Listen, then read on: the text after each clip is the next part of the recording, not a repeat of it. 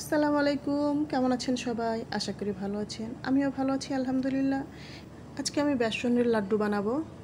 এখানে আমি আধা কাপ সুজি নিয়েছি। সুজিটাকে একটু ভেজে নেব, হালকা ভেজে নেব। ভেজে নিয়েছি সুজিটা। এখন আমি বেসনটাকে একটু ভেজে নেব। একটু কাঁচা বেসনটাকে ভেজে নিলে কাঁচা কাঁচা ফ্লেভার থাকে না, একটা গন্ধ আসে না। তো ভেজে নিলে সুন্দর একটা ফ্লেভার আসবে। আমি অনেকক্ষণ এটাকে ভেজে নিয়েছি। বেসনটা ভাজা হয়ে গেছে। এখন বেসন আর সুজিটা আমি মিক্সড করে নিচ্ছি। এটাকে আমি ভালো করে মিক্সড করে নেব। আর সুজিটা অপশনাল, আপনারা চাইলে নাও দিতে পারেন। এখানে আমি একটা চুলায় কড়াই দিয়ে দিচ্ছি ঘি। লাড্ডু বানাতে গেলে আপনাকে বেসনটা বেশি করে ঘিয়ে ভাজতে হবে। শুধু ঘি দেবেন। এখানে আমি বেসন আর ভেজে রাখা সুজিটুকু দিয়ে দিচ্ছি। আমি এখানে আধা কাপ সুজি নিয়েছি, 1 কাপ বেসন নিয়েছি। দেখতে পাচ্ছেন আমি এটাকে ভেজে নিচ্ছি। ভাজতে ভাজতে এটা একটা কালার চলে আসবে। এখানে আমি কোনো ফুড কালার ইউজ করব না।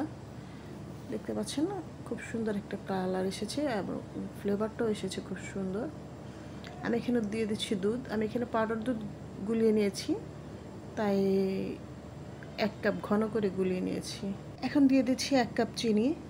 চিনিটা ডিপেন্ড করে আপনি কেমন মিষ্টি খাবেন। যদি কম মিষ্টি খেতে চান তাহলে আরেকটু কম দেবেন, আর যদি বেশি মিষ্টি খেতে চান তাহলে আরেকটু চিনি বেশি অ্যাড করবেন। এখানে আমি এলাচ গুঁড়ো দিয়ে দিচ্ছি, একটা ফ্লেভারের জন্য, সুন্দর একটা ফ্লেভার আসবে। দেখতে পাচ্ছেন আমি আবার ঘি দিয়েছি। ঘি দিয়ে একটু পরপর আমি ঘি দেব আর একটু ভাজবো, ভেজে নেব। একটু পরপর ভেজে নিচ্ছি আর ঘি দিয়ে দিচ্ছি। ভিউয়ার্স, আমার ভিডিওটি যদি আপনাদের ভালো লেগে থাকে তবে প্লিজ আমার চ্যানেলটি সাবস্ক্রাইব করে লাইক শেয়ার করে পাশে থাকুন। যারা আমার চ্যানেলটি সাবস্ক্রাইব করেছেন তাদেরকে ধন্যবাদ জানাই। আমি ভেজে নিচ্ছি, একটু পরপর ভেজে নিচ্ছি, একটু পরপর ঘি দিচ্ছি। ঘি দিয়ে এটাকে ভেজে নিচ্ছি ভালো করে। আমি এখানে কোনো রকম পানি অ্যাড করিনি। দেখতে পাচ্ছেন খুব সুন্দর একটা আঠা আঠা ভাব হয়ে গিয়েছে।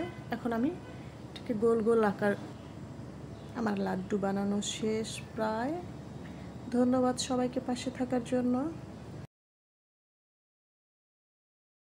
মাশাআল্লাহ, খুব সুন্দর লাড্ডু হয়েছে, খেতেও অনেক মজার হয়েছে। পাশে থাকার জন্য ধন্যবাদ। আসসালামু আলাইকুম।